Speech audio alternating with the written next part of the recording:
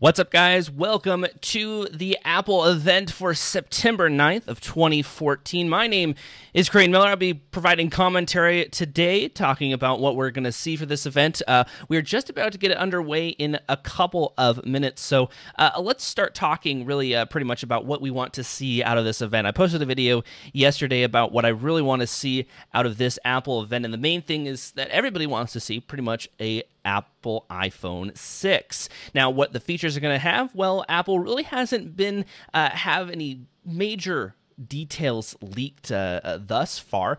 We know that it might have a sapphire type screen instead of the regular Gorilla Glass screen. The design might be updated slightly to match, sort of similar to an iPad's Air design, and we could see a even larger version. So we could potentially see two iPhones here today, a slightly smaller version somewhere around the 4-inch range, and a maybe about a 5 to 6-inch range iPhone.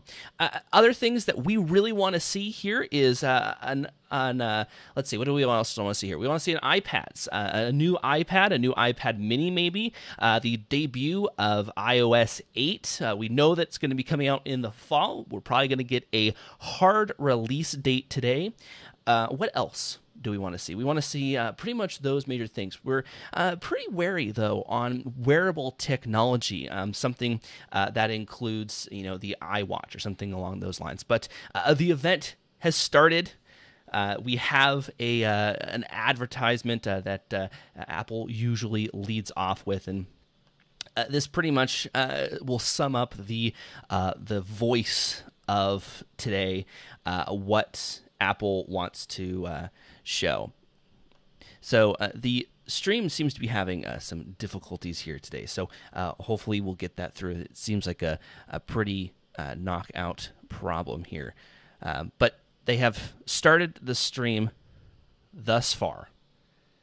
It seems like they're having some issues, but they were just starting with the address of a advertisement, and then we're probably going to be seeing Tim Cook get up on stage, talking about what basically the premise of the entire event is. So we're gonna work here. See, it's streaming, but it looks like they just cut off the video feed there. So we'll maybe see something here in a minute. But we'll be taking your questions. We'll be looking at your questions, your comments, taking in what you guys want to get out of this event. There we go. Now we're back with the advertisement. So Apple is all about clean and simple. They've always been like that. And the advertisement they're showing off is pretty much summing up what they want it to be.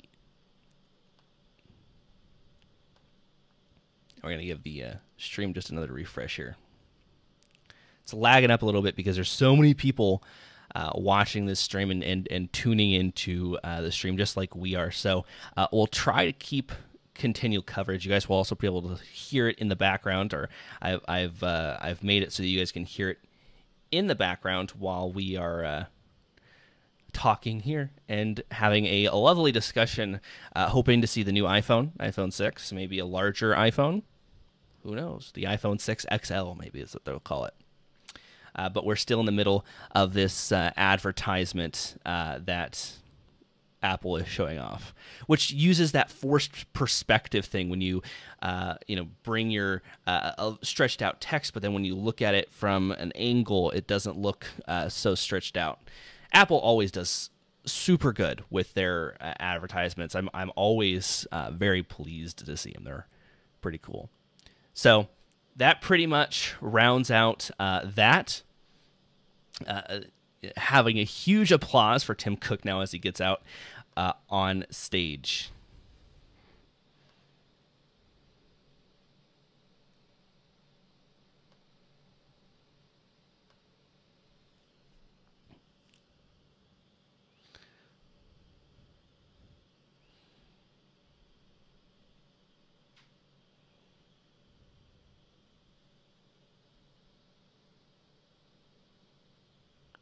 So apparently it's apparently the stream. I was trying to figure out the stream was streaming in Japanese. So apparently we got a Japanese stream because there was somebody talking over him with Japanese. So we'll or Chinese. I really don't know. I'm sorry. So we'll try to get that stream back for you guys. But basically, he's just doing his introduction. We're not missing anything too implorable, I guess. We're just waiting for the stream to come right back. Of course, Apple isn't without their technical issues. There always could be technical issues when it comes to live streams and making sure everything works correctly. So we'll try to get that back up here in a minute. It's loading, maybe. We'll see it. And then we'll have it back now. So while we're waiting for the stream to come back and everything to catch up with itself, we want an iPhone 6. It's pretty much the main thing that Apple is doing today.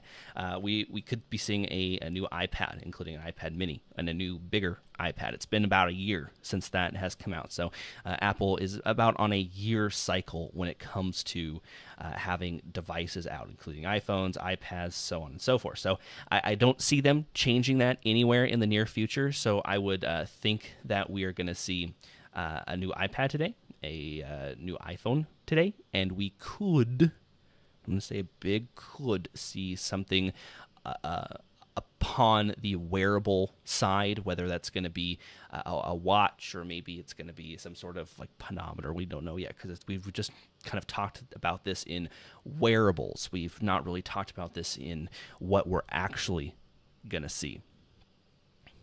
So it looks like we're back, but it's cut to an earlier stream or an earlier point when it was panning around. So we're going to see if we can't get caught up here because that's one of the big things that everybody's having. And I think across the board, no matter who you are, you're probably going to be having the same issues when you're talking about Apple and streaming today. It seems to be extra bad here. So I'm not sure. Oh, here we go. Okay. So it's being broadcasted. So we have the broadcast back, by the way. It's being broadcasted with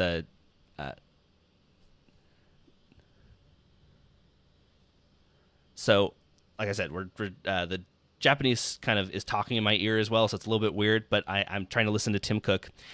Tim is saying that they're going to be launching the biggest thing ever, basically. It's pretty much what they always say is the biggest thing ever for this next announcement. So we're going to see it. So he's pretty much getting right off to the bat here. We're going to see exactly what he's talking about. So we have an advertisement playing right now that's basically the reveal of the new iPhone. Here it is. We see some 2 rocker buttons. It looks nice. It looks like that that backing that I was talking about as it's turning there. There's the lock button. You can see the camera protruding a little bit with the flash. It's got a nice curvature design on the outside. Yeah, it's got that back that we were all talking about, that the curvature back, sort of like the iPad Air. That is, what we are. It's what we're gonna see. It's pretty much spot on with what rumors gave us. It's pretty much spot on what we've seen with prototypes that have been like 3D printed and found through Chinese manufacturers. So it's pretty cool to actually see what is pretty much going to be coming out of Apple. We have this nice large iPhone. It looks larger too than what we've seen. It looks like they're having more troubles apparently. But pretty much this is the new device that we're getting. So here it's replaying the ad. We're probably going to be a little bit behind, but there it is. So it's got that curvature that we were talking about with the rocker buttons. We got the the lock button, which I kind of like that lock button a little bit better. It looks like to me. The camera protrudes a little bit from the iPhone, so I'm not so sure how much I'm gonna like that. But it does have that nice curvature of a background. They have a button on the right-hand side now, if you didn't see that. So we'll have to see if that's like a dedicated camera button, if that's going to be some sort of a weird button, because we don't have any buttons on the right side of our phones now, but now there is. So I'm thinking that they're going to implement a right thumb sort of deal. So the stream keeps skipping around, and it's not our fault because I've checked it on 2 different computers. They're pretty much having some streaming issues apparently, but that looks to be the new iPhone. When it comes to shape, specs inside, we'll have to take a look at them. So I think we got the stream back maybe. Phil Schiller looks to be on stage. There he is. Okay, Phil Schiller is on stage, people. We have stream. We don't have audio, though. I'm not hearing anything, so I'm going completely off what I look like. It looks like, yes, we're going to have 2 versions, a larger version and a smaller version. It looks like exactly what we're on about with the larger display in the 5 to 6 inch range. Retina HD display now is what they're calling it. It seems it has the same Touch ID button that we've all been seeing. I'm not exactly sure why we don't have any audio, but we're going to go off visuals right now.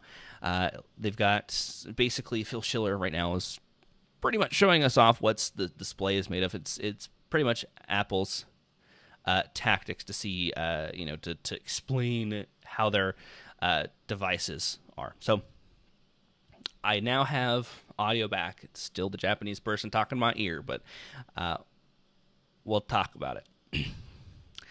So basically, Apple is pretty much talking about how thin it is, how they've been able to make it, cut off to make it really, really thin. So compared, if you can see in the image, on the one on the left is the iPhone 5. So they call it the iPhone 6 Plus, the larger version. So it's 4.7 inches for the iPhone 6, and the 6 Plus is 5.5 inch. So I'm not so sure about me if I'd like a 5.5 inch phone, but it's nice for those people who do want larger phones. I'd probably be good with the 4.6 inch. So you can see the larger phone is 1920 by 1080. The iPhone 6 is 1334 by 750. So they're getting bumped up in the resolution, but the iPhone 6 is staying at the same pixels per inch, but the larger iPhone is actually getting more pixels per inch. It's getting about 50 to 60 more pixels per inch, but that's due really mainly for the size of the device. So one has 1 million pixels, one has 2 million pixels. Pretty much it's going to be very clear quality. It's going to be very bright displays. In simple terms is what we're going to be seeing from Apple. So somehow they made it even thinner than we have now. It's going to be 69 millimeters, 69 millimeters, and 71 millimeters for the iPhone 6 Plus. Oh, sorry, 6.9. I'm sorry, I can't read this display while I'm talking, apparently. So 6.9 millimeters for the smaller one and 7.1 for the larger one. So these larger displays also are going to... The app developers are now going to have to make for a larger display, so we're going to get nice, bright images on our displays once they start to bring up more applications for these new devices. I'm curious to see when the larger version is going to be announced, because I wouldn't predict that the larger version wouldn't be available until next year. That's still one of my big things, so we'll have to see what Apple says. Right now, we're still talking about the iPhone, talking about how you turn in a landscape now. Maybe we're going to see something more when you turn in landscape. It looks like in the new iPhones, you now have browsing of your inbox in landscape mode. So that'd be kind of cool. So you can browse your inbox and keep it in landscape mode all the time and not have to swipe between different places. So they're talking about basically just more screen real estate. You can have more of the screen to talk to text to play games, which is pretty much what's going on there. So it looks like they're also making it so your home screen will be in vertical mode as well. Something that we haven't seen from Apple for the iPhones up to this point is that you'd always have to go into landscape mode, or not, sorry, landscape mode, vertical mode to browse around, basically. So it'd be nice having a vertical. Whether that will be coming to the iPhone 5S, we'll have to see. It's probably going to be a feature within iOS 8 rather than in the phone itself, but we'll have to see.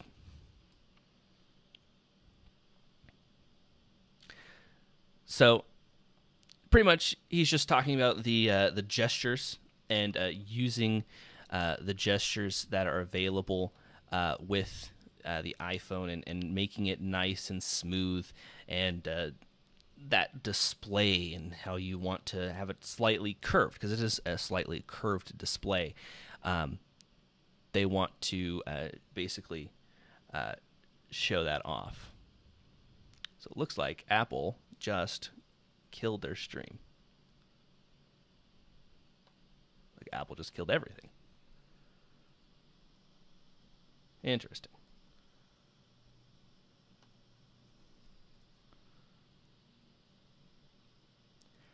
Apple apparently is having issues.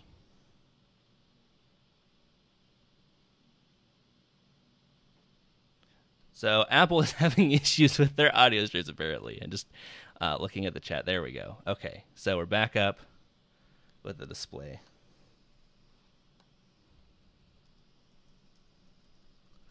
So it looks like we're behind on it again. They're really having issues.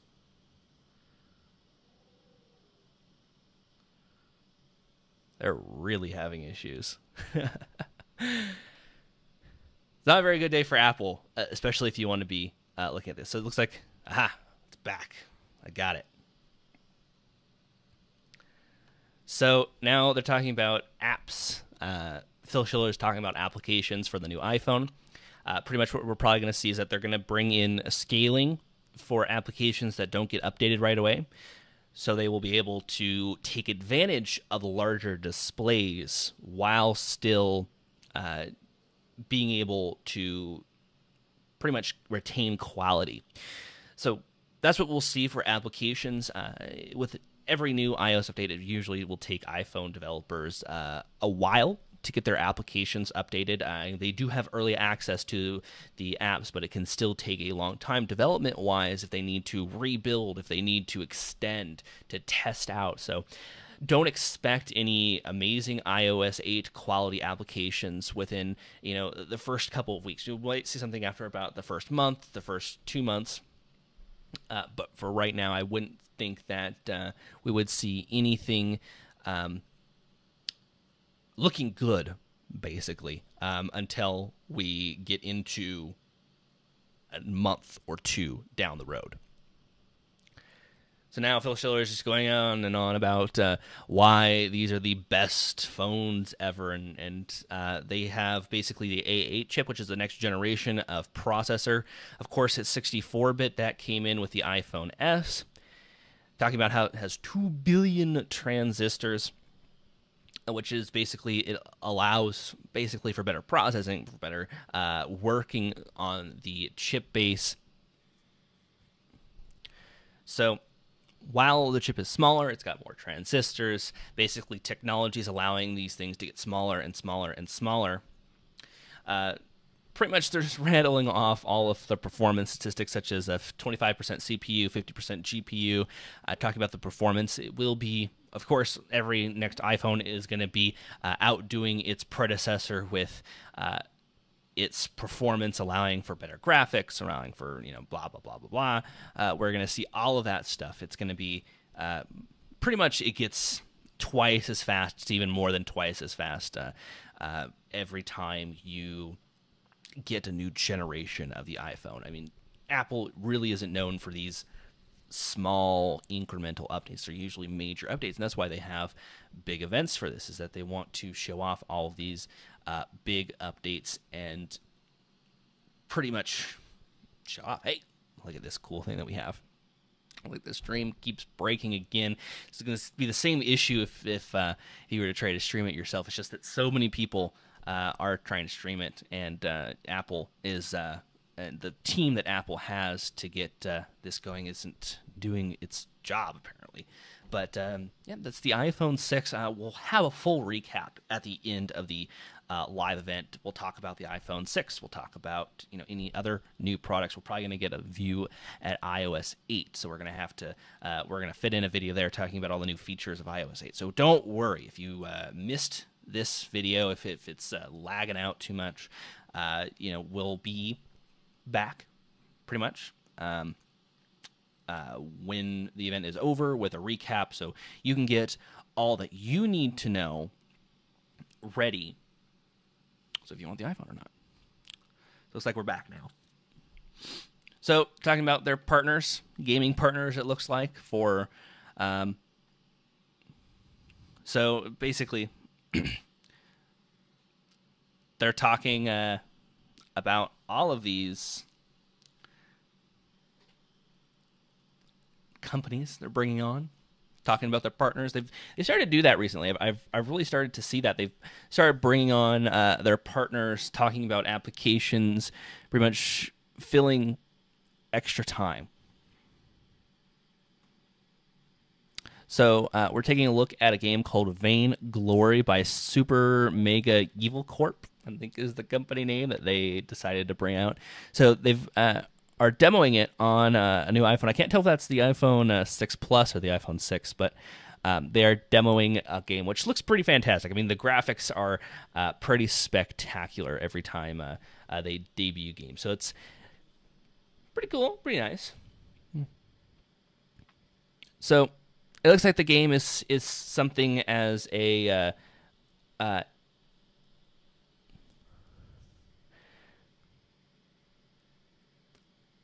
looks like it's going to be an arena type gaming. I'm trying to decipher what they're saying amidst the person talking Chinese in my ear. So if I pause for a second to understand, it's probably because there's somebody talking Chinese in my ear. So I'll try to get this as best as I can. So it's all about graphics. It's all about showing off particle effects. It's all about taking advantage of all the CPUs. Now, there's a very small subset of games within Apple that does this, but the games that do that are very nice. They allow you to, I don't know, just take full advantage, and there's very few games that do that. So I'm glad that Apple allows you to do that. They've definitely taken the iPhone to a next level. So now they've just cut off the audio. Aha! Nope, I still have somebody talking Chinese in my ear. Never mind. Thought they switched it over, but nope. So it looks, I guess what people are saying, it looks League of Legends like. I don't play the game personally, so I'm not too aware of what League of Legends is like, but that pretty much is what this game looks like, apparently, is what I'm being told on the iPhone. And that is a guy on stage, by the way, not a girl. Both of them are guys. So it's all about performance. It's all about graphical computing.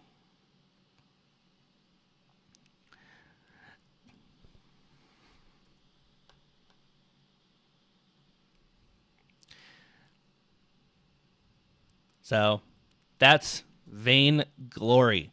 It's going to be on iOS 8. It's going to launch with the iPhone. So if that looks like a game you like, because apparently it's something Dota-like and something League of Legends-like. It's very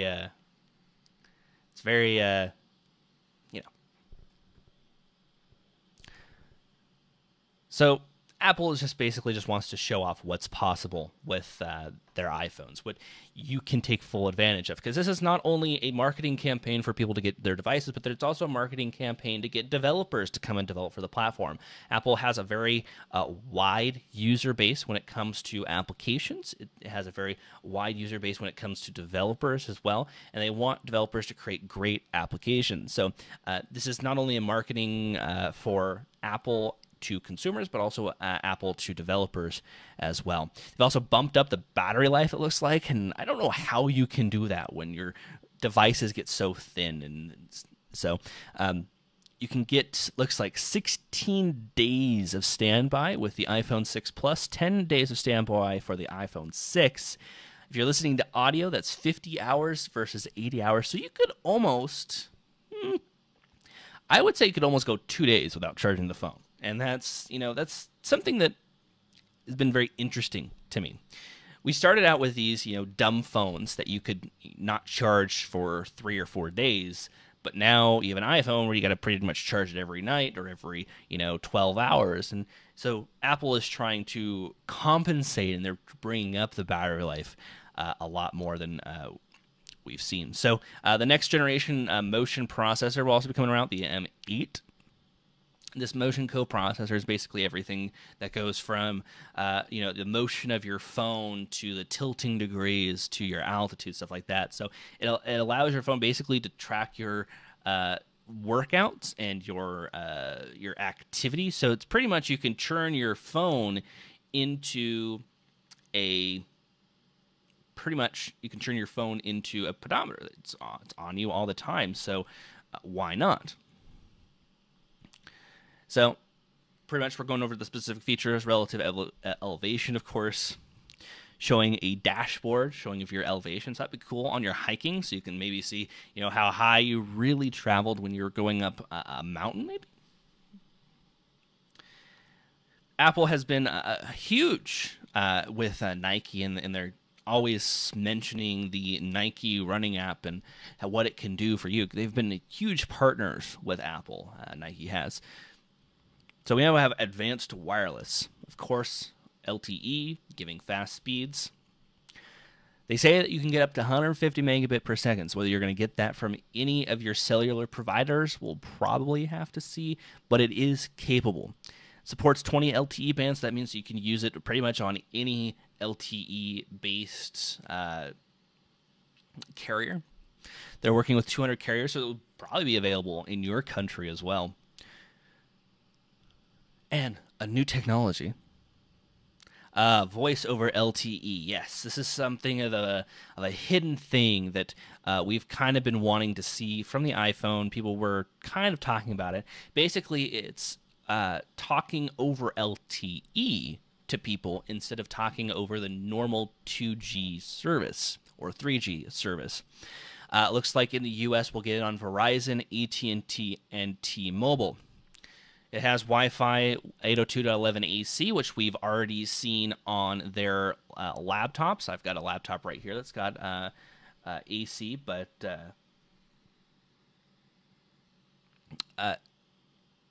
now with the new Wi-Fi, we're going to get AC, which is going to be pretty much faster and better. So Wi-Fi calling is going to be a thing now, so you don't have to use your minutes. That's going to be a good thing. So when you're basically when you're connected on a Wi-Fi, when you're calling somebody, you can call them over Wi-Fi, which you've been able to do that with the Google app. Now they'll be able to do that with the phone itself now, and it's integrated in, so you won't need a lot of these features. And you'll notice that a lot of these features actually take from applications that have been basically developed for Apple. They're taking the best applications that have been developed, and they're pretty much turning it into a native feature for Apple, which I think is cool. I mean, but I would hope that they would give credit where credit is due. But they're just trying to create a better product, and that's what they're doing. So now we're talking about photos now, comparing. We're probably going to see comparisons between the last camera and this camera, professional photo versus the camera on this thing.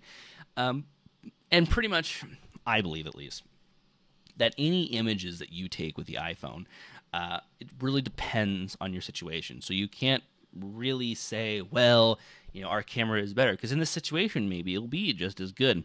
So it's going to be an 8 megapixel camera. It's going to be a 2.2 aperture, which is pretty wide.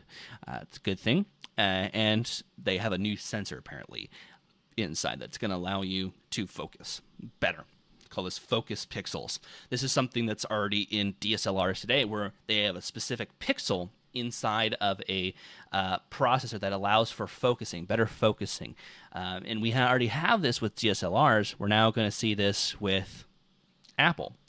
They're working this into their phones because it's pretty much a feature that everybody has. Because when you think of having a camera with you, when you think of taking a picture, what do you think of? A big DSLR or a smaller phone that you have with you wherever you go? Of course, you're going to think of the phone that you have wherever you go. So you can just kind of just snap pictures wherever you are. That is pretty much becoming your main camera right here, is your phone. So Apple is doing what they can to create better and better cameras to allow you to get the best photos out of it.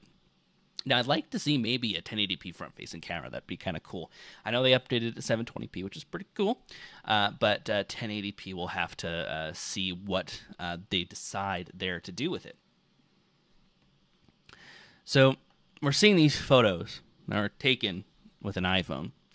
I would really love to have seen how they were taking these photos, because if this was taken with an iPhone 6, it would have to be maybe a prototype, or maybe it was the camera assembly outside of the camera. I would really like to see their setup for taking these photos, because I'm a bit wary on how these photos are actually taken. But nonetheless, I think the camera is sufficient for being inside of your phone. For being an everyday camera, it's good. So with panoramas, apparently you can take up to 43 megapixels of photos, which is pretty nice. I also don't have the Chinese person talking in my ear. Yay, they fixed that audio, apparently.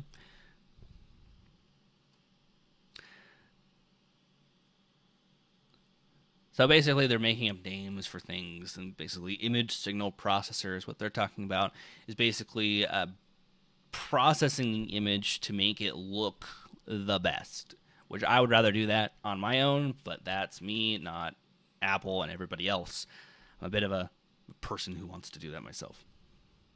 So they still have that multiple picture technology where you can hold down the shutter button and take a group of pictures and then choose the best one out of that group. I personally haven't used that feature with the iPhone 5S because I usually take my time to take pictures, but for somebody who might be snapping pictures, that might be something that they want to see out of the iPhone. So it looks like the stream died again. There we go. So image stabilization, that's one thing that I really want to see in the iPhone is having image stabilization. It looks like they've got optical image stabilization now, which is actually something that I've been wanting to see from this iPhone. Basically a physical way of getting a focus on the iPhone to get a nice stable picture. So usually it was done in the camera and it was all right, but having a physical one that can do that is something a lot better than what you can do inside of a processor or inside of a phone, having an optical way. So that's probably why it's bulging out a little bit from the iPhone, is that it has that optical image stabilizer. Now, basically, he's going to the argument that I just made, where you don't see a lot of dedicated cameras anymore. You see iPhones. You see people with their phones taking pictures. And what Apple wants to do with that is they want to be your next point-and-shoot camera. Your point-and-shoot camera has become your phone. They want it to be better. And that's pretty much the bottom line here, is that they are creating a better camera to replace your point-and-shoot phone. Point-and-shoot camera. And that's pretty much where Apple is right now. They're up to the quality that you can pretty much get with a iPhone camera. It's going to be pretty much the same quality as you can get from a point-and-shoot, where the point-and-shoot will be pretty much a little bit more dedicated to, the camera functions. It is up to pretty much the same quality that I've seen with everything. So, of course, you can take a 1080p video at 30 or 60 frames per second now, which is nice, 60 frame per second video. So slow-mo is still going to be in this version with 120 frames per second. Of course, that's going to be you're going to be limited. But now apparently you can do it at 240 frames per second. So they probably are using that optical image stabilization and the added processing power to now make it 240 frames per second, which is going to create something nice and slow, which is pretty cool. I mean, I don't use slow-mo on a regular basis, and I don't think a lot of people use slow-mo on a regular basis. But when you have it available to you, and it looks pretty neat, and you're able to create something cool. Sometimes, it will be something that you want to see. So we'll have to see how that goes. I mean, I don't really use that feature a lot to justify it, but we'll have to see. So it looks like Apple is still having issues with their service, so we'll have to pretty much wait to see what comes out of Apple.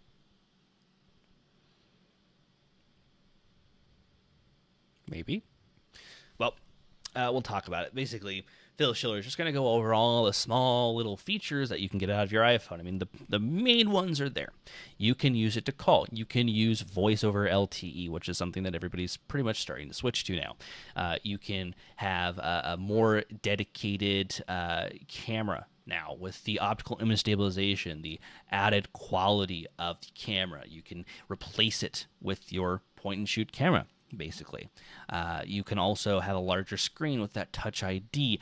I haven't seen anything on that dedicated button yet. I don't know if he actually talked about it, or I know we missed it with this live stream because we're still trying to get it back, and I don't know what we're missing there. But I would assume that's some sort of quick button to take pictures, maybe, or bring up Siri, or you maybe could customize it. We'll have to really have to see. So obviously, Apple's having issues, as is everybody else going to be watching this stream.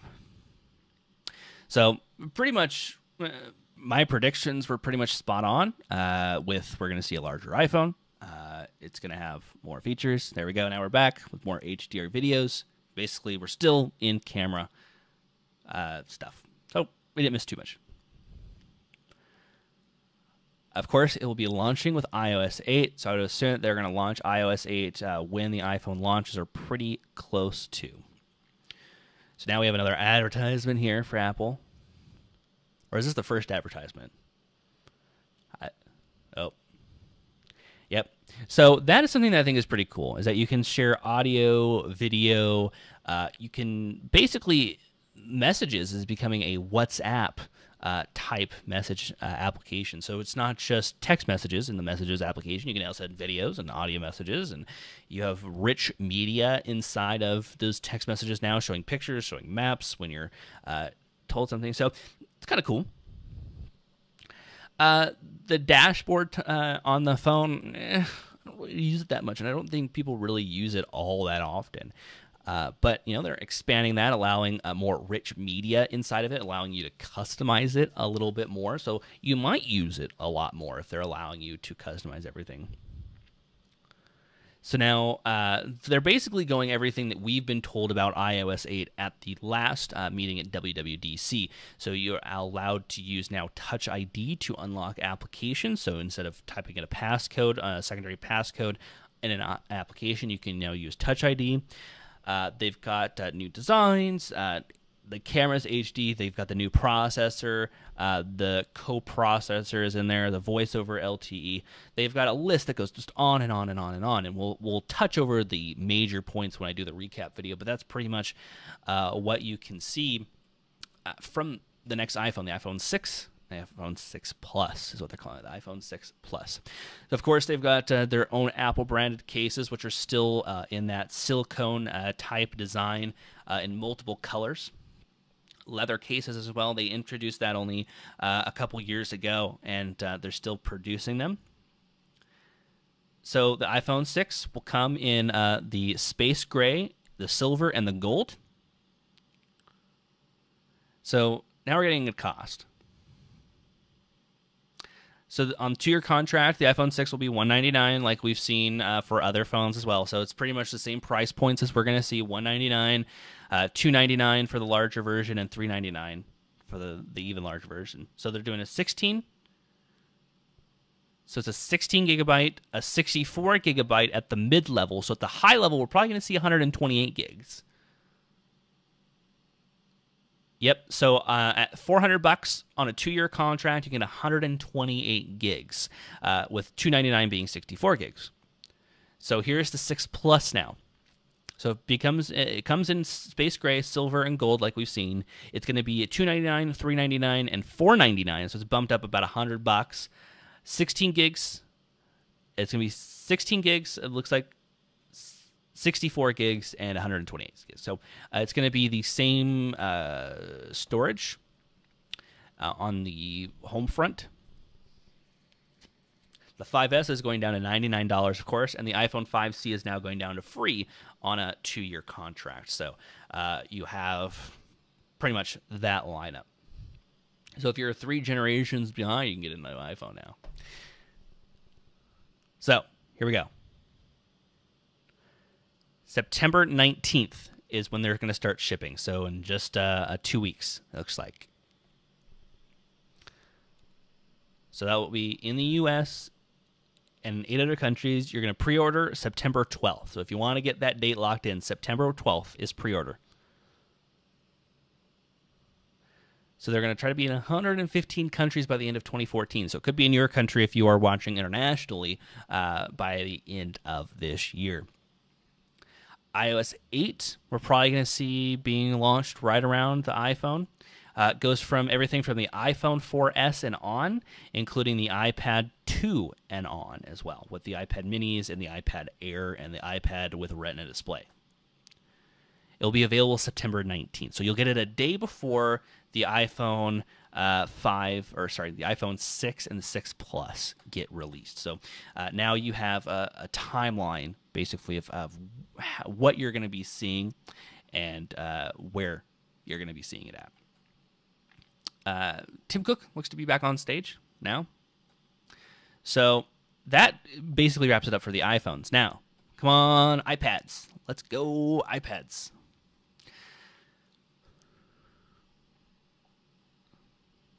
So Tim Cook is talking about how all our devices work together. So I think this is going to allude into another product. Maybe. We'll see.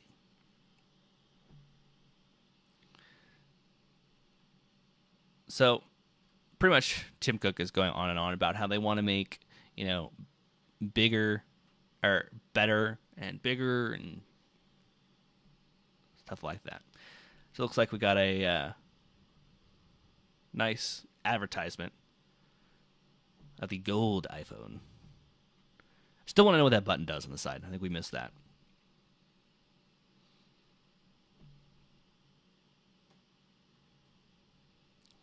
So they're just showing off the features pretty much of the new iPhones, or both new iPhones. This will probably be one of the first advertisements that come out. I love the simplicity of Apple's advertisements too. It's pretty spot on. So it looks like their campaign is bigger than bigger. Pretty much iPhone 6, iPhone 6 Plus. So that's going to be pretty much the first advertisement that will be rolling out from Apple.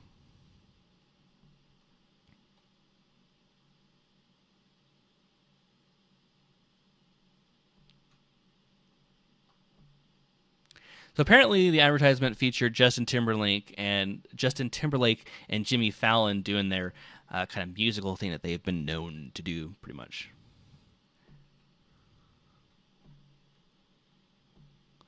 So pretty much showing off advertisements that are going to feature Jimmy Fallon and Justin Timberlake. They're pretty much going to be bantering, doing what they are known to do together, pretty much. So the stream is lagging out again or something. So it's pretty much what we're going to see is from this new iPhone is pretty nice. I'm still waiting to see my my iPad maybe. We'll see.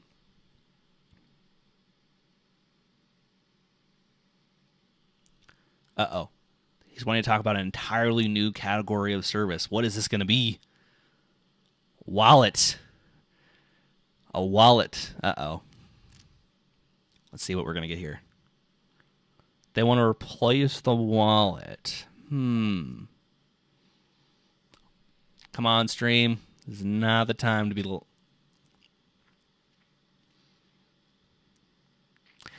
want to replace the wallet, so I'm assuming NFC, maybe?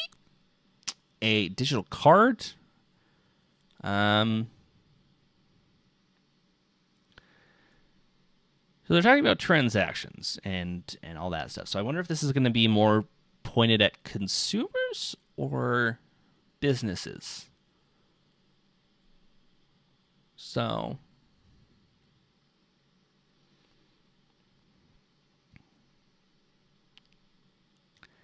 pretty much they're showing how payments work today. Now we're back to Phil Schiller. They are not very good right today on their streaming. But they were showing an advertisement basically on how they want to replace. So basically you got to dig through your purse, get your card out, and then they got to ask for ID. They've got to verify it, and then they'll swipe it. So it's 3 or 4 processes. And you got to put your card back after they swipe it, and you get your stuff. So it's about a 6-step process. I've lost audio as well. Oh, there we go. Now I got audio back.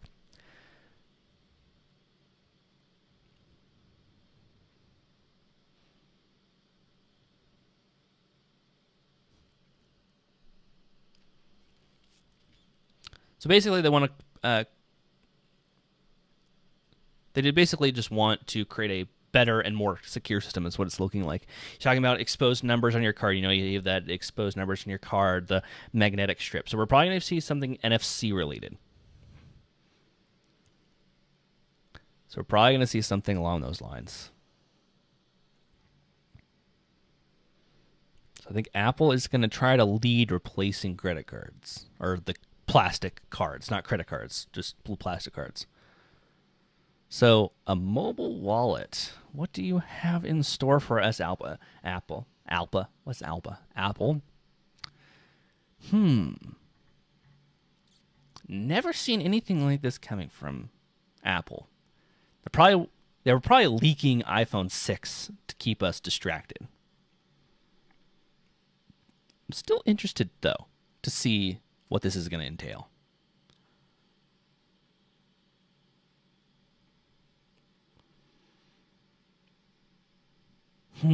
This is very interesting. I'm very attentive to see what Apple is going to have for us.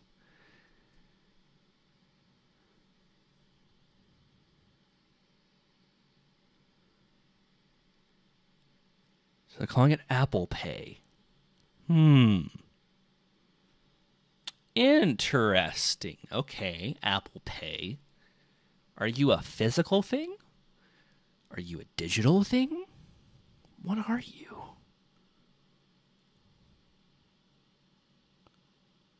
It's NFC. I knew it.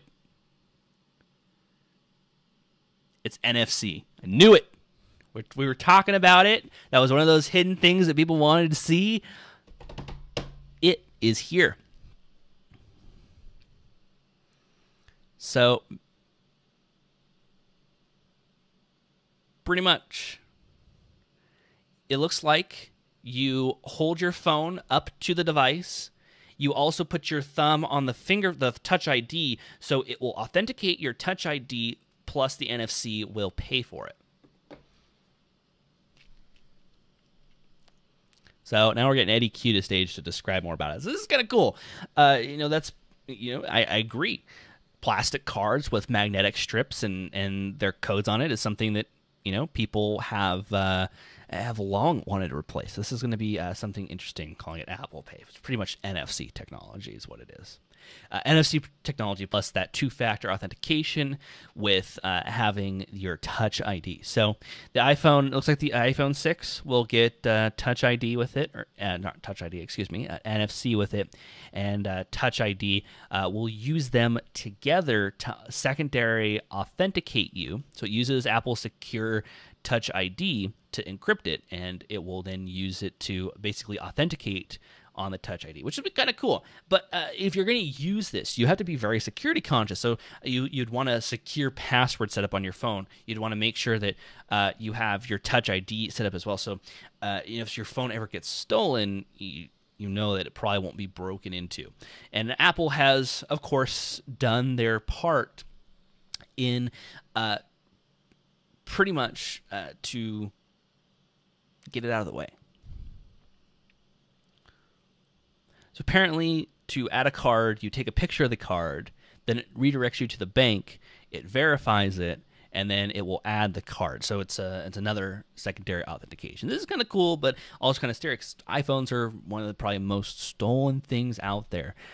So I'm interested to see how they're going to be making this more secure and how people will secure using this, because I would hope that if you integrated something like this, you would be very secure with what you were doing.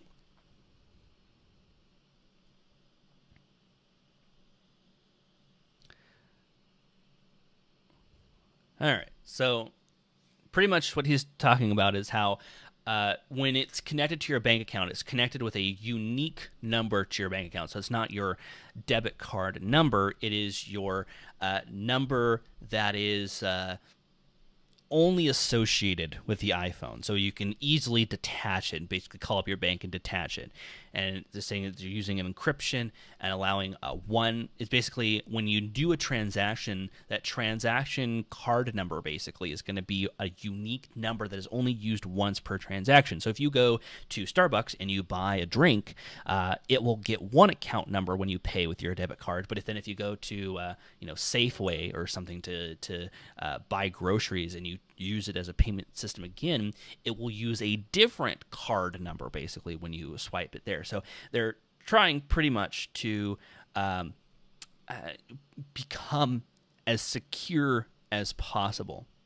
So if it ever gets stolen, it looks like you can use Find Your iPhone or Find My iPhone to disable payments, to disable payment platforms as well. So you can basically, if your iPhone gets stolen, you can go and turn it off, and the iPhone will never use that information or display that information again if you go and turn it off from Find My iPhone, which is kind of cool. So basically what they're trying to do now is they're saying Apple doesn't know what you're going to buy. Apple doesn't care what you're going to buy. Apple is just providing a payment platform. So none of the data gets sent to Apple. Everything is done between your bank, the phone, and you. And then that phone, it's all encrypted, and they never do anything. So instead of typing in your PIN, it looks like you use your Touch ID basically as your PIN. So work with American Express, MasterCards, and Visa, it looks like. They'll probably add more in the future.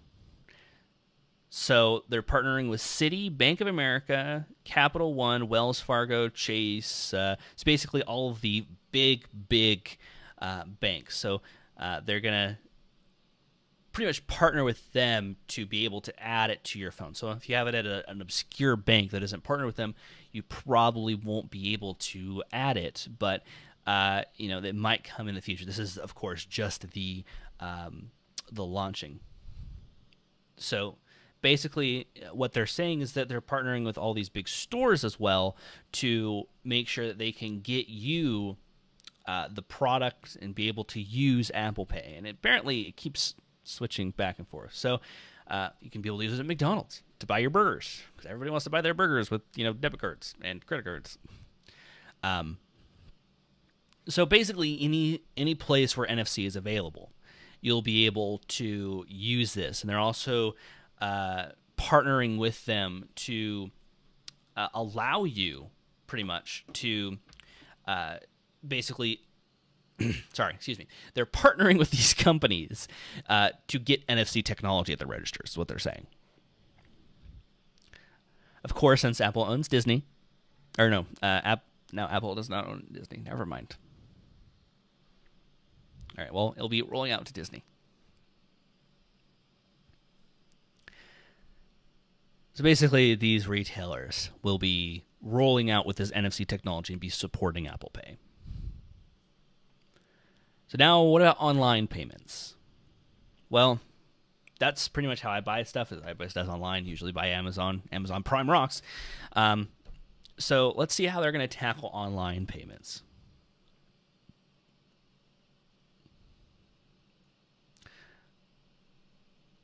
So it looks like with applications that support it, you'll have one-touch checkout that will allow you basically to, when it asks you for all your payment information inside of an application, you can just use your one-touch of your Touch ID system to check out, which might be interesting. But I'm pretty much interested to see, what about on my computer? Can I use it? Maybe getting a one-time code on my computer or something like that. Because I really don't buy much from my phone. If I'm going to buy something, I sit down at a computer and I will then buy something. So it'll be interesting to see how Apple will do the desktop type payments. I don't know why though. It's hopped back to starting over. There we go. It's really freaky. So you've got all of those. So it'll only come with the iPhone 6 and 6 Plus, and it will be an update. It will be an upcoming update in October. So don't expect it just yet. It will be debuting soon, and it's only if you have a 6 or a 6 Plus. So if you aren't going to be having one of those phones, unfortunately, you can't use it just yet. But it's nice. So when you finally get updated, it'll be interesting to see how this catches on. And if it does catch on, how much it will catch on.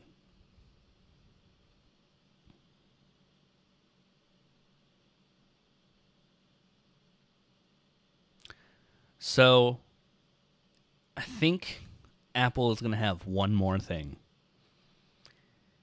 Because Tim Cook basically said, we've gone for enough content to gone through another day. But he's saying they're not quite finished yet. They have one more thing, which I'm going to pretty much say right now it's a new iPad. Or iWatch. We'll have to see. iPad, iWatch, iPad, iWatch, iPad, iWatch. Which one's going to be? Ooh.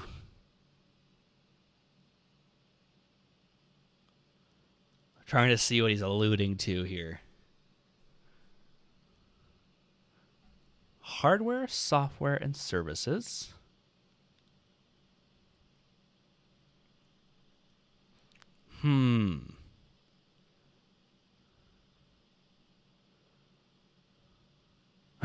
He's building up suspense.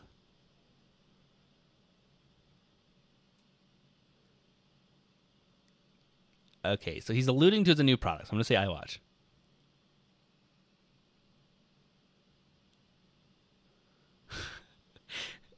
So, come on. Get to it.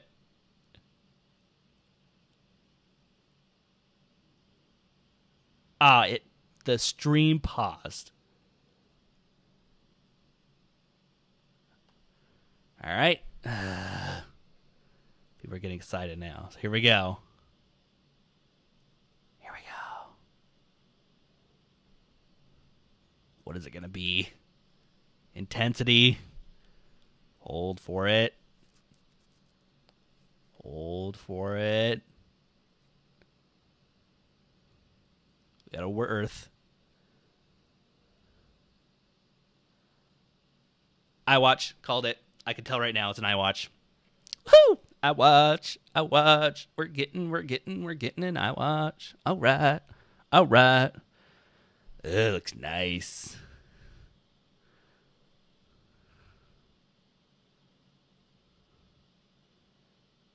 Look at that thing. Look at that. That is pretty cool. So it looks like you can customize bands.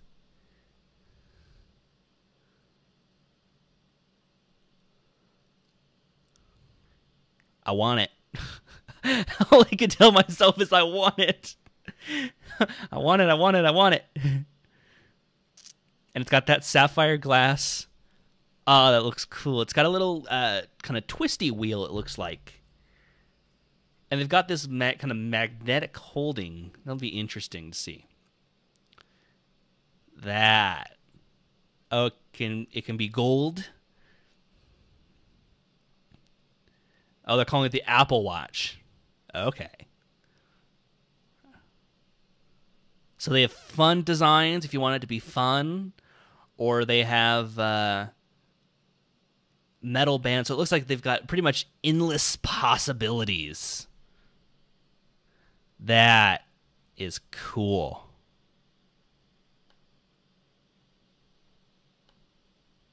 That is something. That is cool.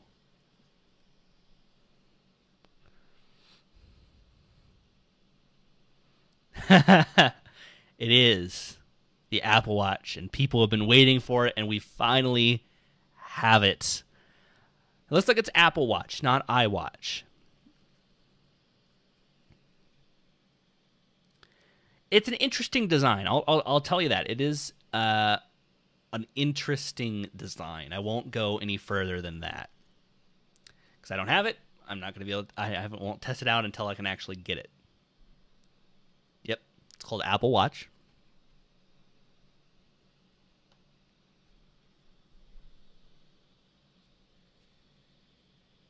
This might get me to wear a watch.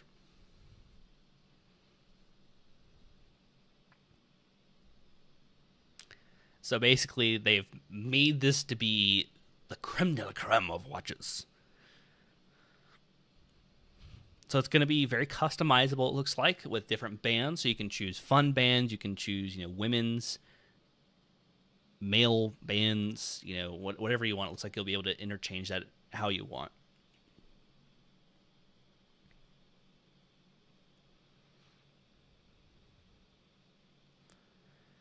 So it looks like it will be integrating with the health app as well to report on your statistics. So like walking, running, stuff like that.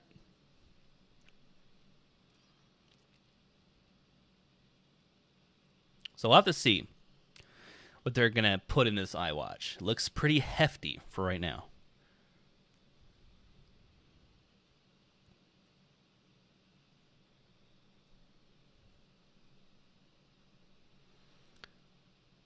So we'll have to see how this user interface is.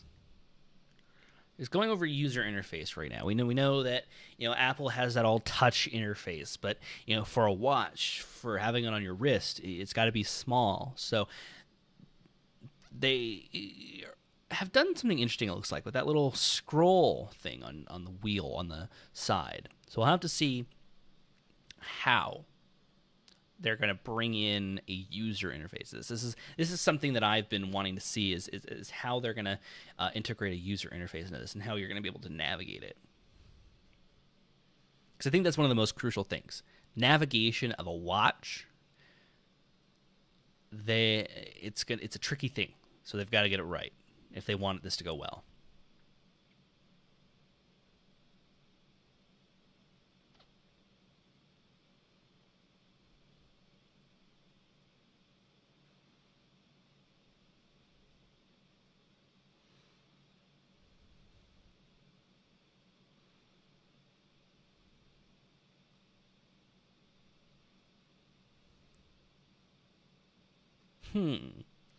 So it looks like it's going to integrate a combination of touch and the wheel. Little dial.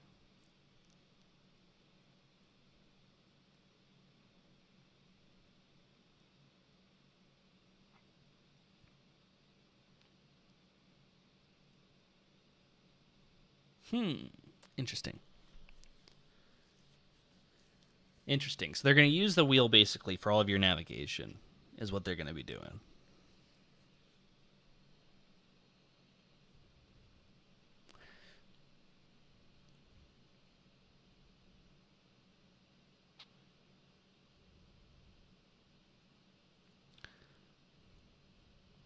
Interesting. So that's going to be interesting.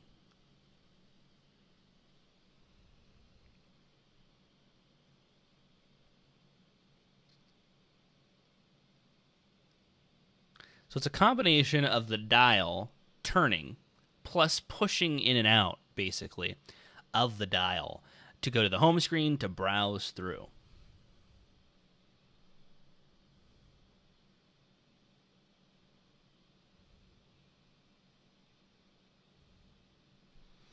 So Apple basically wants a device that's going to be on you all the time, aside from the iPhone. It wants it to be right at your fingertips, pretty much. I'm curious on price point. I think I'm sold on it right now just because I've wanted an interactive watch. I'm not a watch person. But I'm curious on price point. As I sneeze. I'm sorry, excuse me.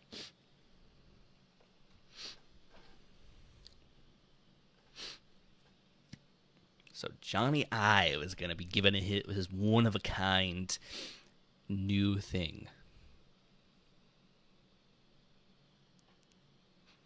I love Johnny Ive's narration. He narrates very well.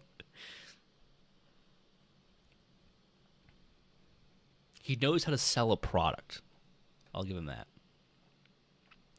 So basically, Apple's thing is they want you to wear this thing. They want it to be something that you have on you. It's something that you cannot leave the house with. You must have it with you. That's what a watch is in any way, but Apple wants it to be that watch. They don't want a traditional watch. They want it to be that watch.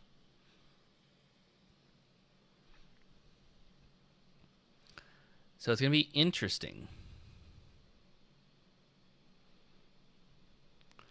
So he's using his long form words basically to sell this watch to you. I'm curious, like I said, on price point.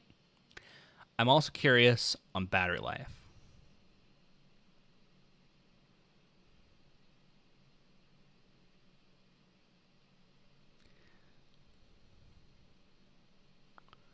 So, yep, it's a combination of touch and the wheel. Looks like you can use, or you can browse photos. Looks like it will be like your pedometer for walking, maybe for your health app, for maps, so you can navigate with just your wrist. Oh, I need to turn left now. Alarms.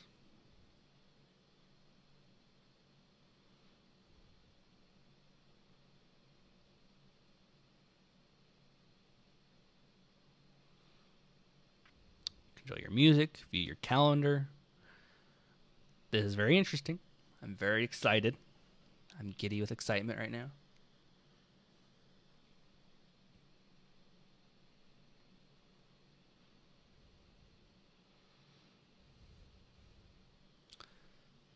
So it looks like you'll be able to reply to text messages with the phone with pre-canned responses,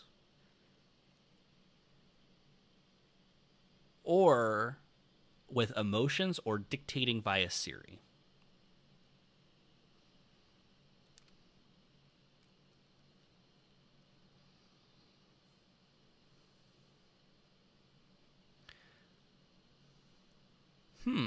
So what he's showing off now is that you can take your friend who has an iWatch, and you can basically draw on the screen and send it to them to give them like a touch. Interesting. Interesting. Huh.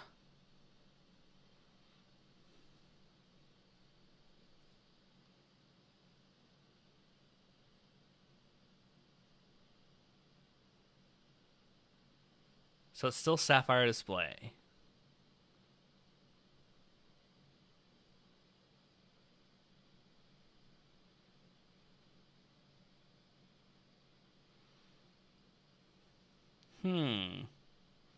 So I'm just so captivated right now by Johnny Ives talking. So it's hard to talk right now. But basically, they are going to be using the touch abilities beyond just touching, but also pressure of the touch as well. So we'll add basically another layer of getting a menu, pretty much.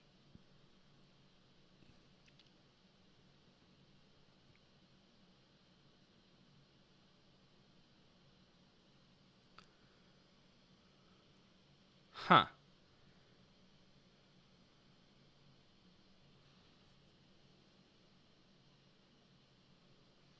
So there's basically a motor inside that allows vibrations.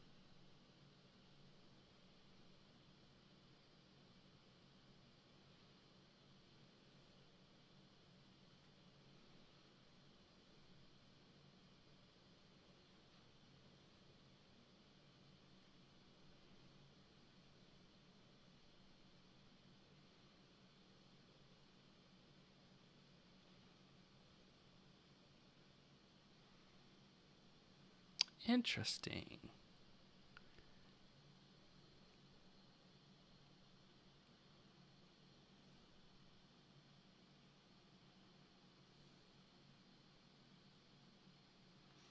So on the back, there's 4 lenses basically. They're for viewing your basically your heart rate. It can use infrared to do that, and so it'll allow you for activities. So it'll allow you to track your activities without having to have a separate pedometer. You can now use your phone, or not your phone, your watch. So apparently, the back of the watch is basically how you charge it as well. It uses that inductive technology that Apple has been using with some other stuff.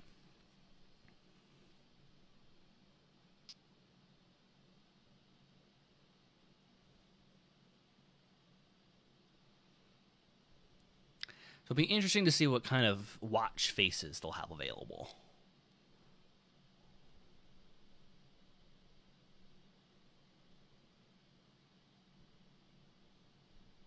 Interesting.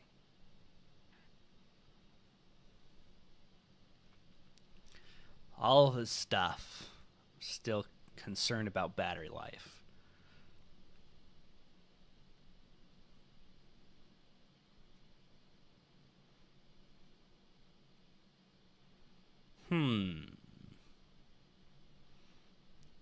It looks cool. I'm very excited to see this. I don't know about you guys. I'm very excited.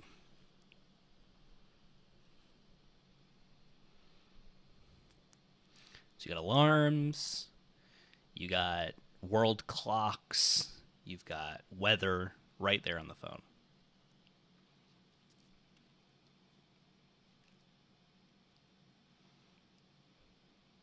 Huh.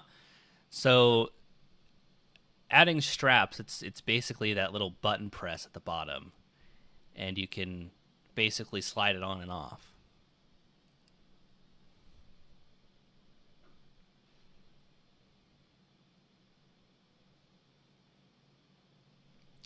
So there's a sports strap, a leather loop with magnets.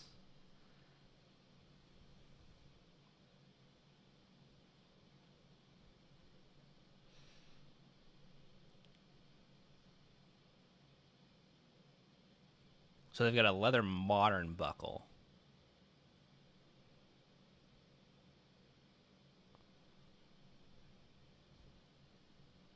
So they've got a classic one as well for all of you classic people out there where you pull it and then lock it in.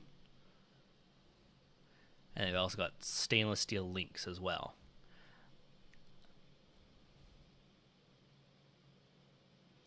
Interesting. If I get this, I'd probably get this black sports strap, I think. So there's also a stainless steel mesh one with a magnet. as well. So for all you guys out there with wanting different designs.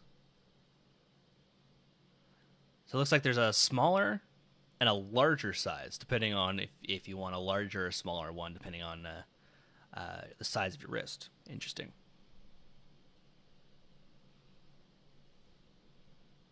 So there's Apple Watch, Apple Watch Sport, and Apple Watch Edition. So basically, it's going to be cheap, more expensive, even more expensive is what it's going to be. Interesting.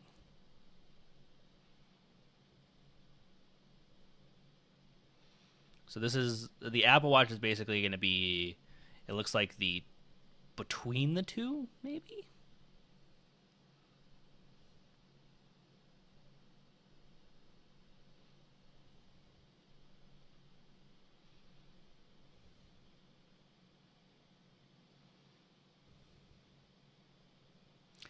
So the sport one basically is it's basically built around a stronger case. So if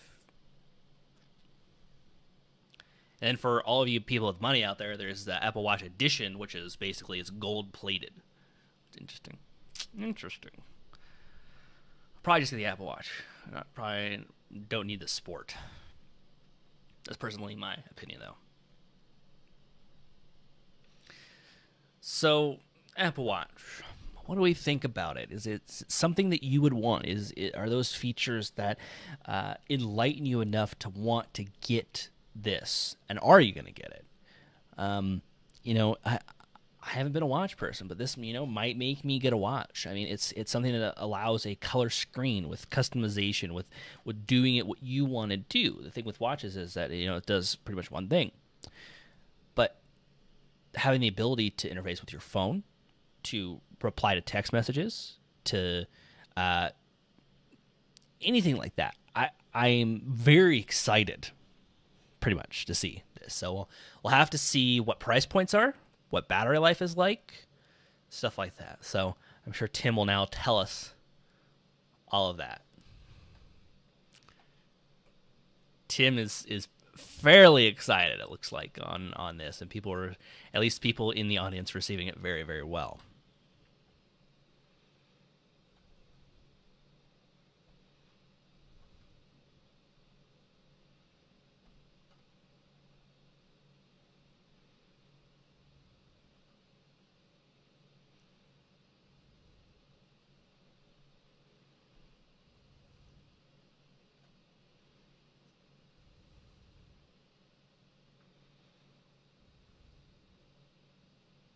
So we're going to get a live demo now from the VP of the Apple Watch division, pretty much. What we're getting.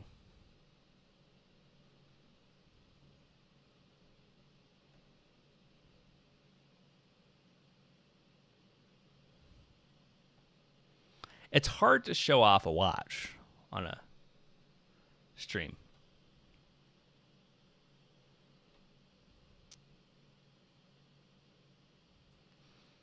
So you must have an iPhone with an Apple Watch. So hopefully you have an iPhone. I wonder which iPhones they'll be available for.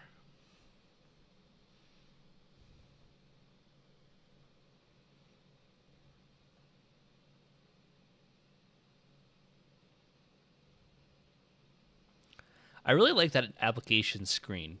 It looks like it would be messy, but it's not.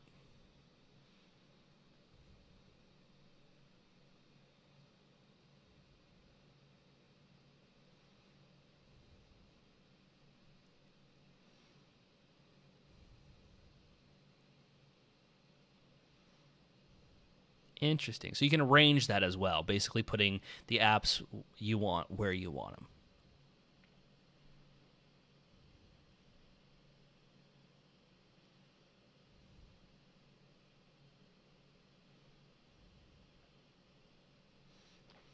So pretty much we're just getting a demo right now, showing off the different abilities, all these faces that you can have. So you can pretty much customize it to your liking.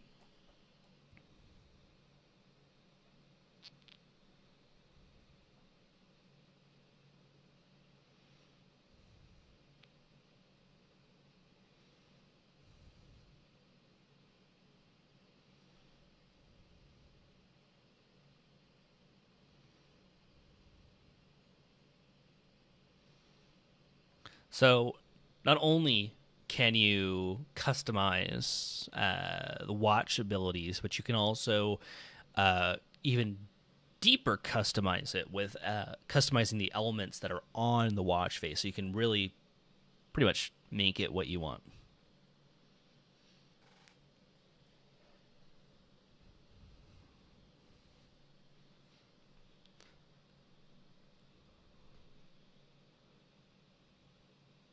It looks very nice. Like I keep coming back to, I'm pretty. I want to see what battery life is going to be like.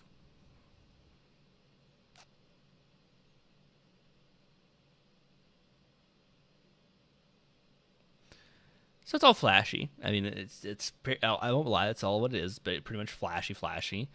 Um, it looks cool though.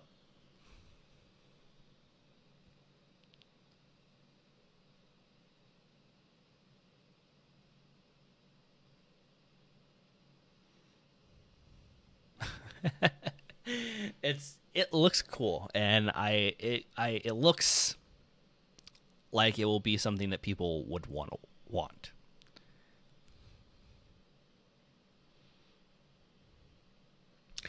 It'll be interesting to see if developers can make watch faces.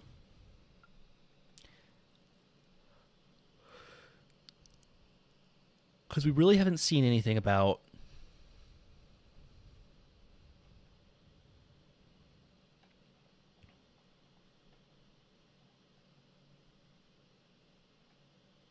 So it looks like it'll be able to integrate with third-party apps. So it'll be interesting to see what third-party apps can do and how they leverage the Apple Watch.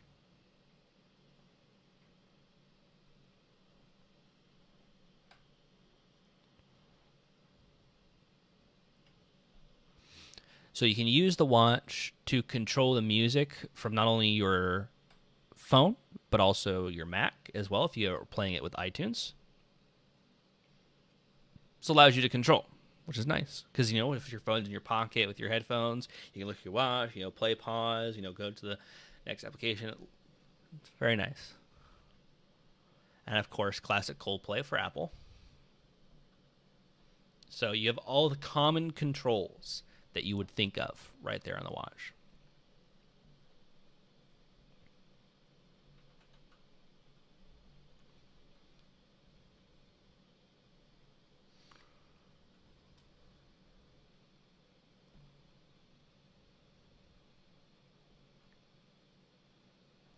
So it's all about subtle notifications as well, is what he's basically explaining. When you do get a notification, it will buzz on your wrist, but it will be quiet and nonchalant, so that nobody can hear it except for you, or know about that you get a notification except for you. So you get common things like text messages, calendar notifications, stuff like that. So it's pretty much the simple things that you can do on the iPhone.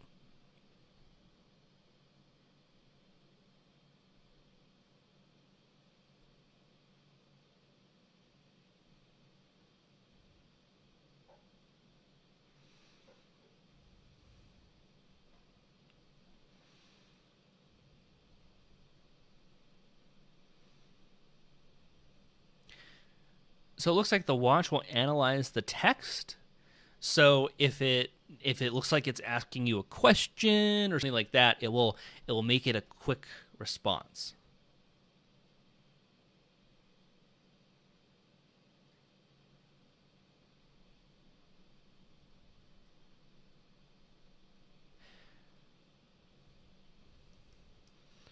So there's animated emoji icons that you can send back with messages from your phone. You can also dictate, but also send voice messages as well. So not only could you dictate and have it read out your message into a text message, but you could also have it dictation and then send them that recording, which is pretty interesting. I'm pretty much very interested to see how this was going to be used in everyday life, because of course they can show you usage scenarios. Of course they can show you what they want to show you. It'll be very interesting to see what they'll do.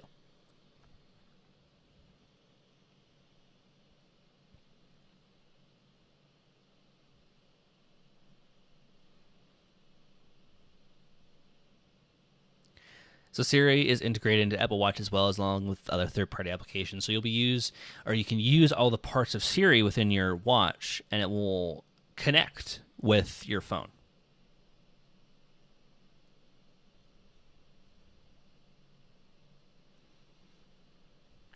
So you can use it just like you use it Siri, with asking it questions, responding to you. So you'll be able to go all through that, which is very interesting.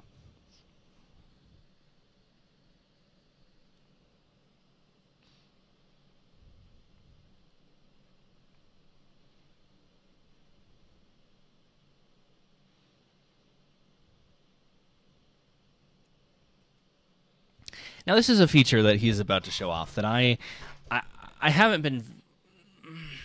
It's not that I haven't been interested in. I'm just curious. You can view your photos on it. You can, take your photos from your phone and look at them on your watch. But looking at them on my watch, though, I'm not sure I would ever do that. I'm not sure that's a feature that I would ever use. You can definitely zoom in and see a photo full size on the watch face, but I'm just, I don't know. I don't think I'm too hot about that. I don't think it'll be a very used application. We'll just see, though. Maps does look interesting, though. He's about to show up Maps. Maps, it would be great if you're walking and need directions and you want to look at that. That would be perfect for you. You don't have to bring out your phone and look and keep looking down at your phone. You can just look at your wrist, and it would have all your directions there. I think that's great technology, something that I would use, something that I can see a lot of people using. Viewing that photos thing, I'm not too hot on the idea of that.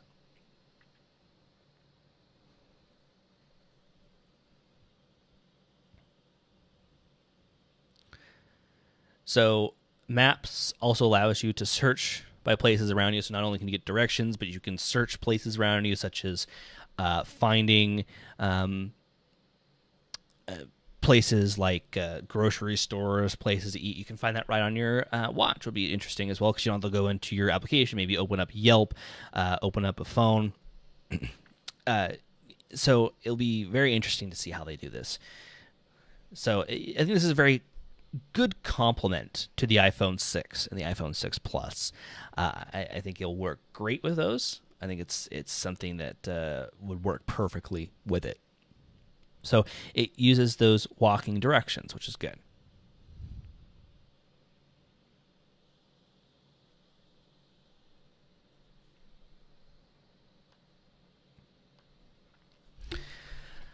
So I'm interested in this. I'll tell you I'm interested in this. Definitely, we're probably going to be getting it for review. Whether or not I'll keep it, we'll see.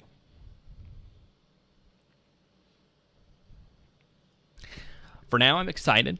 They're bringing in the right amount of features that I've been wanting to see.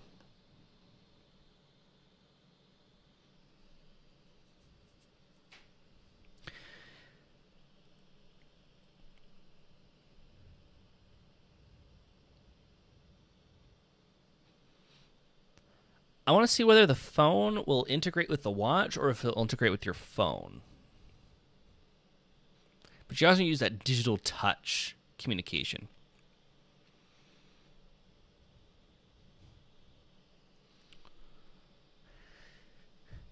The usage of the tap feature, though, I'm also interested in.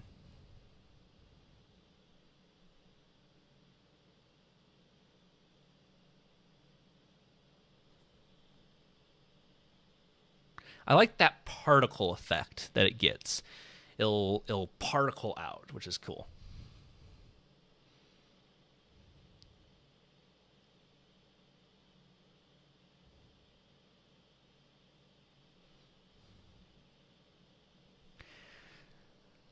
So it'll be interesting to see how you can use touch commands and how you'll be able to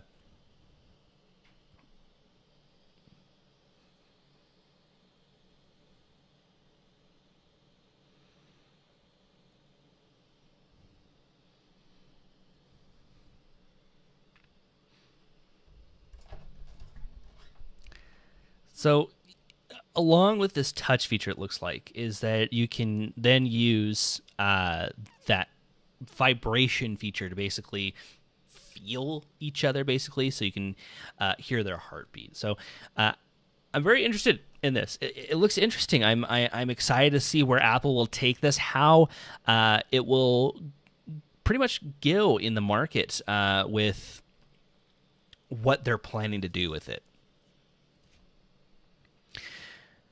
So probably now see about app development. App development is what I'm interested in. I'm interested to see what they can take from the watch, how they can manipulate it, how they can make applications for it, what they can add on to. I'm interested in their app store for the watch.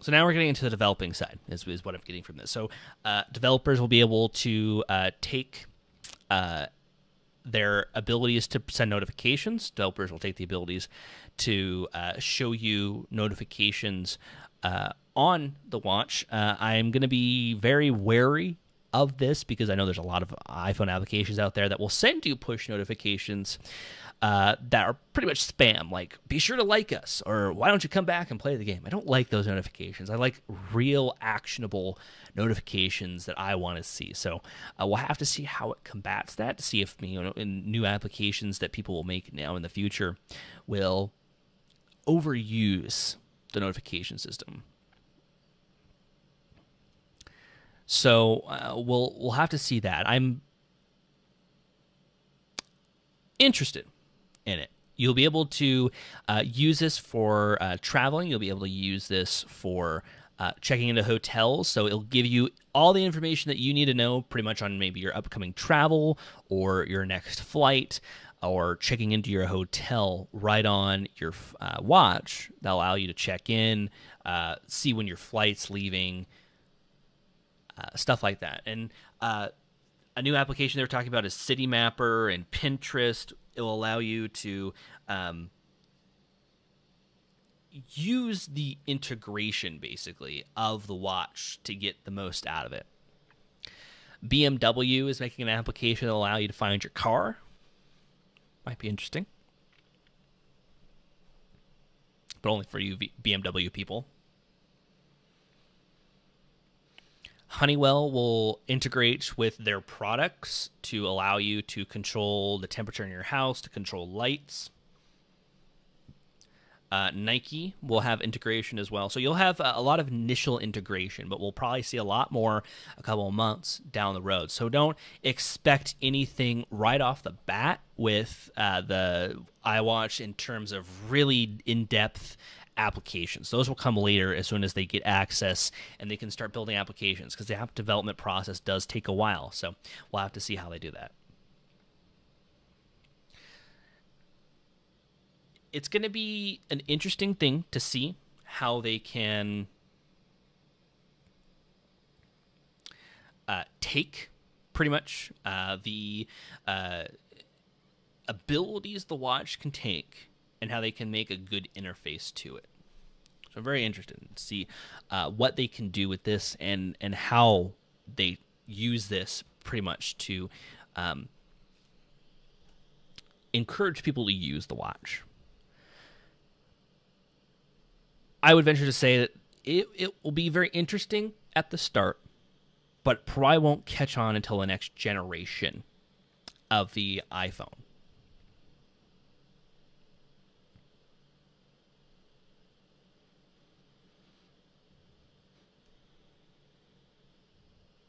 So having this watch is also about being active, and it will track your activity.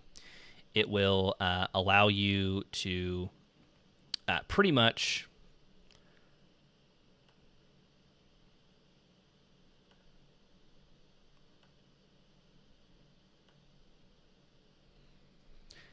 allow you to track your activity. Allow you to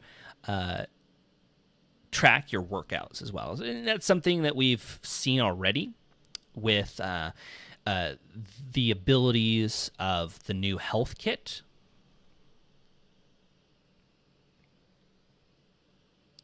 So now we're going to see another advertisement video. So let's recap here. We've got an iPhone 6. We've got an iPhone 6 Plus. Those are going to be the big things that are going to be out. They're at the same price points as you would think, $199, $299, $399, $299, $399, and $499 for the Plus version. So with the watch, though, we're going to see a lot more activity based around it. So it's going to be pretty much they're going to want you to be more active with this. They're going to want you to use it in a way that you can track your health. That's one of the big things that Apple is pretty much pushing with the iOS 8 is Health Kit. So this works directly with Health Kit to track your activities, to track stuff like that. So they want you to be active with this, but they also want you to buy the product, of course.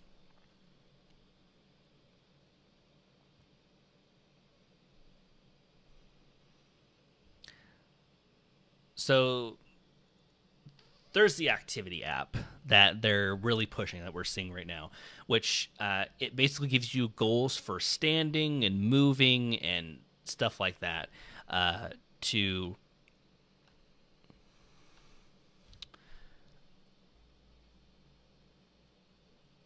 track, pretty much.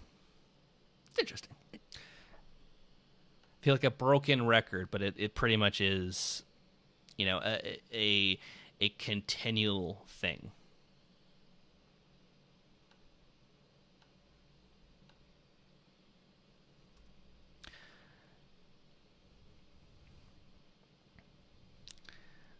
So it basically they're just going over everything along the lines of what it can do, having your activity there. So basically, your watch will give you goals. You know, stand up this many times. Work out this much per day, and basically they want you to get that 30 minutes of working out per day with the watch. So it'll be interesting.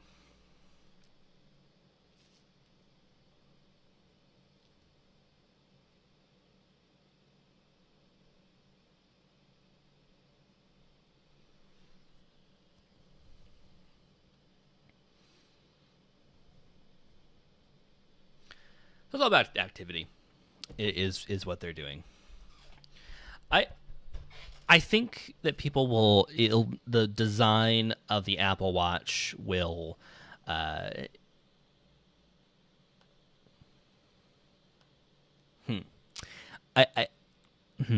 trying to formulate thoughts here and to tell you about it. I'm thinking that people are going to become more accustomed to the watch as it starts to get out there. And I think people talking about the design is pretty much the first look of the watch. But I think that, you know, Apple has a lot of good developers behind it, and they probably made it the way that it is because of how they want you to work with the watch, and that's how they've been able to do it.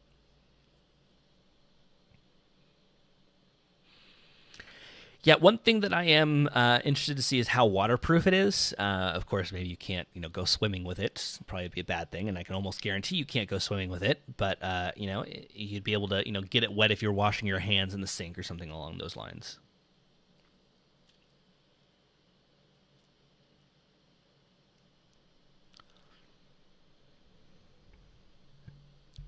It's all about health and fitness.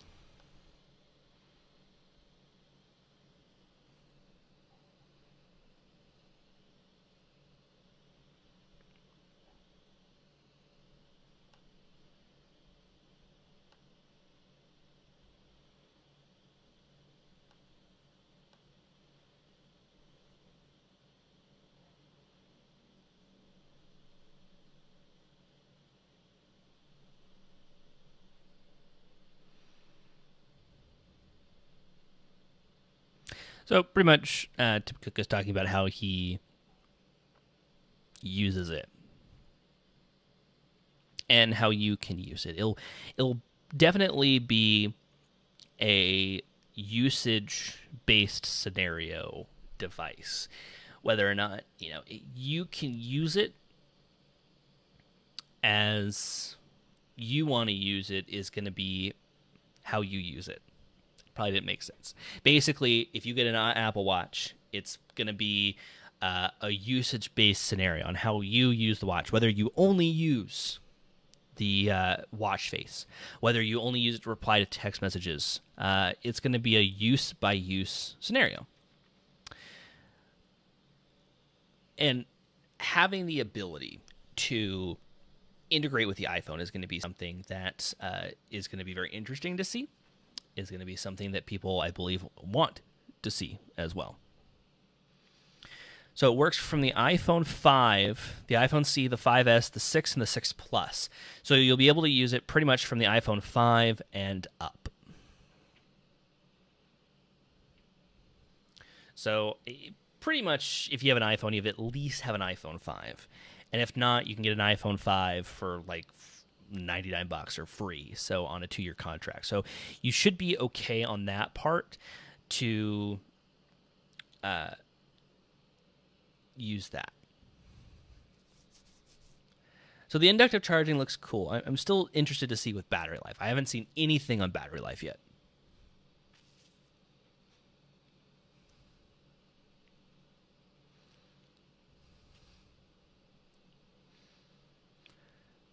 So Apple Watch will be $350. Not a very bad price point for what the watch can do. I think that's a perfect price point for Apple, $350.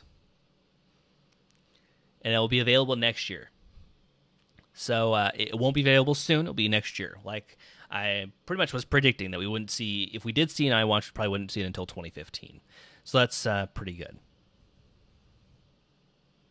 Probably still working out a lot of the bugs. There's probably a lot of bugs in the system because basically they having to create a new user interface, a new system, pretty much for the watch. So we'll have to see what they do. But I'm very interested in the Apple Watch. I will be following it. We will be following it as well. We'll probably get one to review, so that will be fun. But new iPhone, pretty nice. We'll have to see what we can do with it.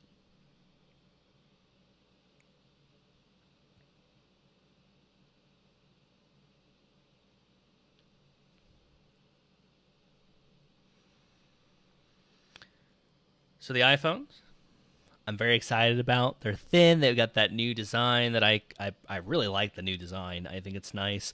The larger, the 6 Plus, I don't think I'm too hot about right now. I don't think I would really want the 6 Plus. I think the iPhone 6 is probably the nice sweet point on where I would want a phone, personally. But for those of you guys who want larger phones, the larger phone is now there. Apple is now catering to what you guys want. And it looks like it'll be working with the Apple Watch as well, which will be nice. Oh, you can hold your wrist up to the scanner, and so it can work right into the Apple Watch. It'll be nice. We'll see how they have the security for that. So this is it.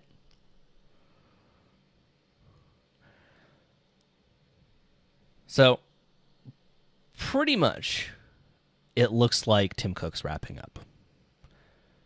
Yep. Pretty much Tim Cook is wrapping up. We'll have a full recap soon up on the YouTube page. iPhone 6, iPhone 6 Plus. I don't know. What do you guys think? Do you like the iPhone 6 Plus? Do you think it's too big? I think it's kind of pretty much spot on. But I think that's all we can expect right now for Apple. I'm not so sure about the different editions of the Apple Watch, having the plated gold version, the sport version, and the regular version. They might be a little bit too ambitious right now on bringing out 3 different versions of the watch.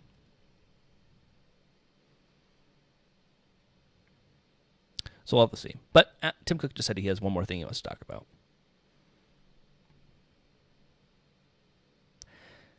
So,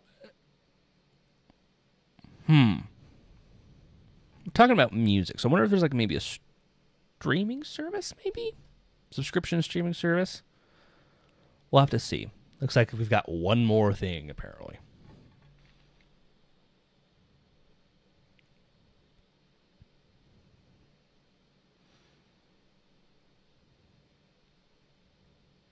So iTunes has a festival going on in London. We all know that.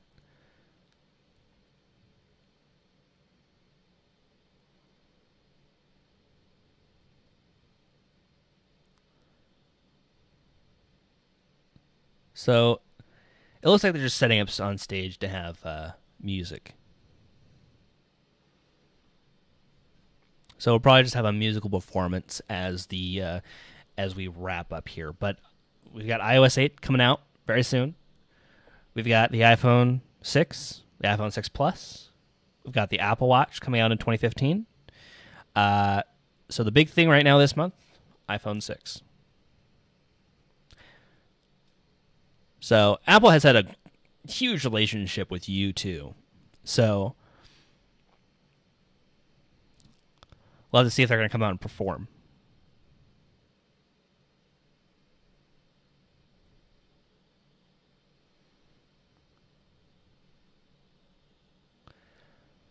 So it looks like U2 is going to be performing at the Apple event today.